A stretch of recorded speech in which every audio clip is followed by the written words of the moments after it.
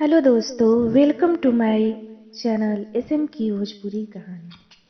दोस्तों, अगर ये कहानी अच्छा लगी तो सब्सक्राइब करब, शेयर करब और लाइक करब और कमेंट के माध्यम से बताइब कि ये कहानी रउरा लोग के कैसन लागल। आज के कहानी बा जैसी करनी वैसी भरनी। अरे भैया, कहाँ जाता रहा? गिरजू अभी अपन मोटरसाइकिल निकल नहीं रहे कि पीछे से विलास आवाज लगैलस। गिरजू अपन गाड़ी के रोकते हुए गाली देते बोलस कि जब हम लहना खाती निकली ना तो तू टोक देवेला और ओकरा बाद चवन्नी भी ना मिले। अगली बार से टोकबा तो हमरा से खून हो जाई। विलास दांत निपोरते हुए कहलस कि चांदी के कंगन लेवे के बा पोती के खाती। गिरजू तुरंत मोटरसाइकिल के वापस मुड़लस और कहलस कि चला बैठ, ऐसे भी अब सगुन ताज होइए गइल बा। विलास के मोटरसाइकिल पर बैठैलस और घर की ओर चल देलस। गिरजू के पुस्तैनी जेवर के दुकान घर में ही रहे। वो घर में चाय खाती बोल देलस और तिजोरी में लगभग 20 चाबी लगा के खोले लागल। गिरजू चाबी घुमावे से पहले भगवान की याद कैलस और फिर चाबी घुमावे के बाद भी 4 बार प्रणाम कैलस। ए तरह 20 चाबी के घुमैलस में जो समय लागल उतना में चाय भी ओकर आ गई। विलास लपक के चाय लेलस और चुस्की लेवे लागल। गिरजू चांदी के चूड़ी दिखावे लागल तो विलास पातर सा चूड़ी के हाथ में लेलस और ओकर दाम पूछलस कि ये कितना के बा। बिरजू कहलस कि 1000 रुपया के बा। तब विलास उठे लागल। गिरजू कहलस कि अरे सवेरे सवेरे बोहनी तक कर द, तारा खाती 900 रुपया लगा दे, कह त डिब्बा में बंद करी। एह पर विलास बोले लागल कि भाई हमरा पास 600 रुपया ही बा।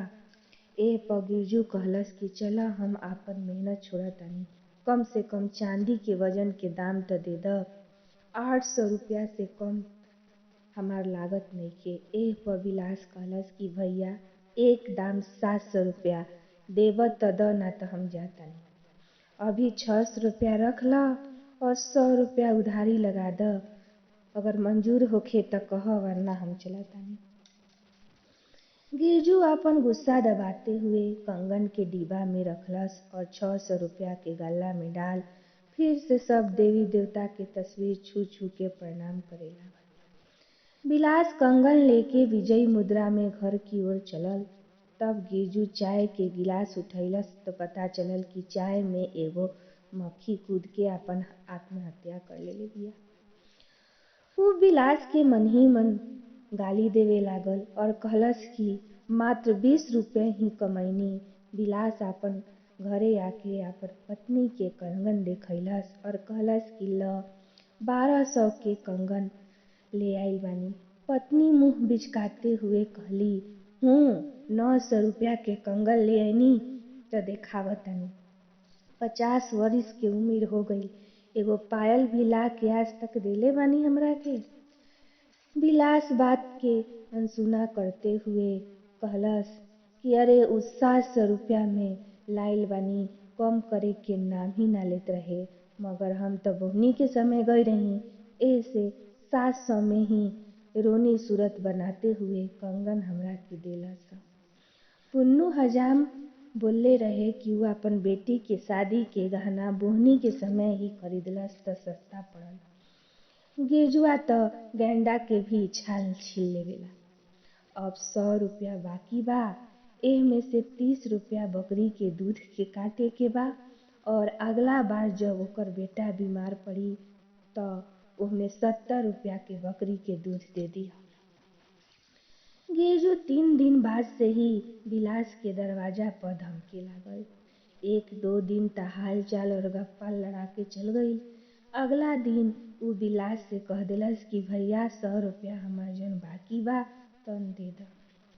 एह पर विलास खिसिया गईल और कहे लागल कि बकरी के दूध के 50 रुपया तू 10-10 रुपया करके 5 महीना में देला और 30 रुपया अब तक ना देला और आपन 100 रुपया खातिर 1 सप्ताह में ही धमके लगला। ए पर गिरजू डेरा गईल और कहे लागल कि गुस्सा मत, पैसा मत द। ऊ कहलस कि आराम से दीह भैया, काहे खिसिया ताड़, तू 17 रुपया दीह।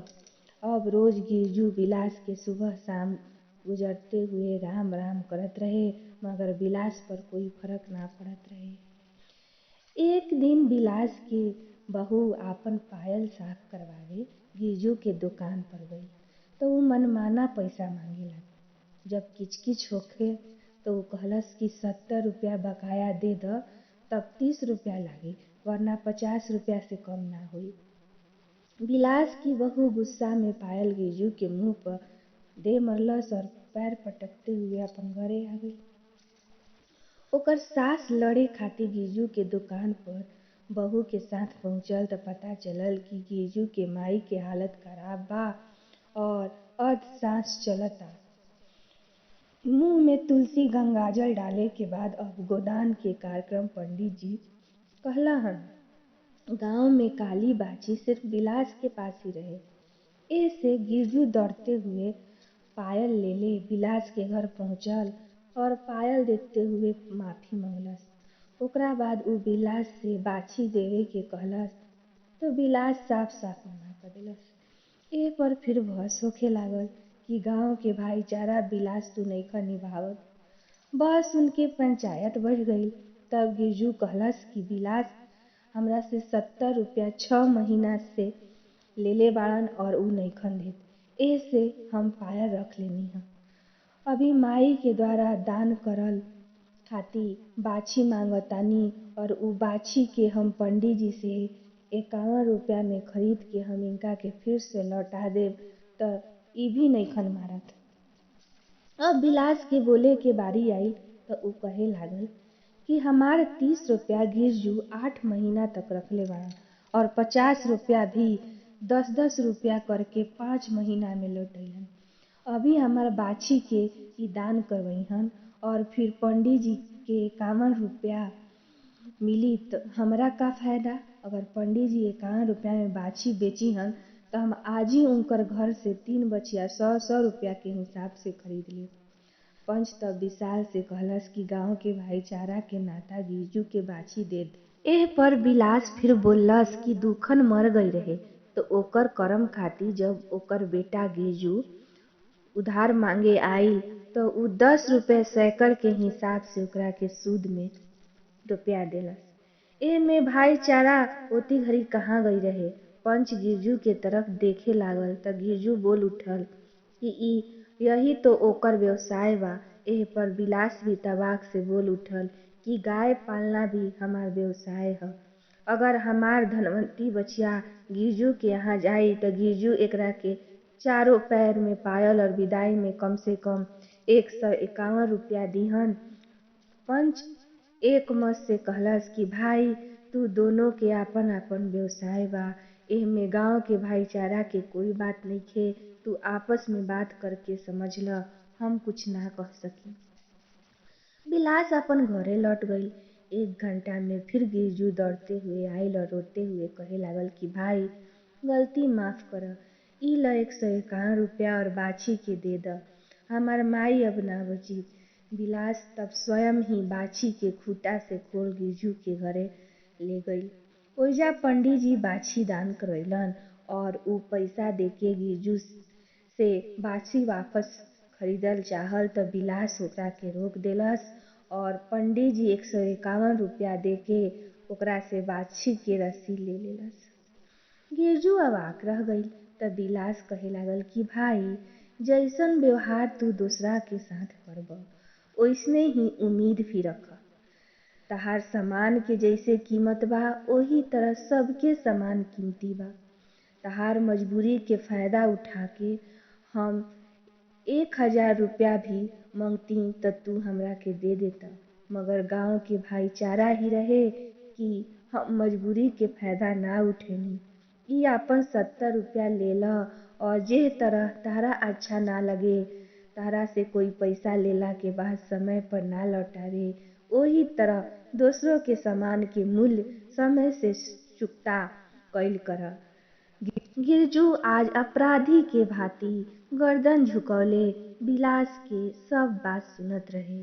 ओकर आज ओकरा रोना आवत रहे। आज ओकरा गांव के भाईचारा के सही अर्थ समझ में आ गई। दोस्तों, अगर हमार कहानी रउरा लोग के अच्छा लगी तो लाइक, सब्सक्राइब और कमेंट के माध्यम से बताई कि ई कहानी कैसन लागल।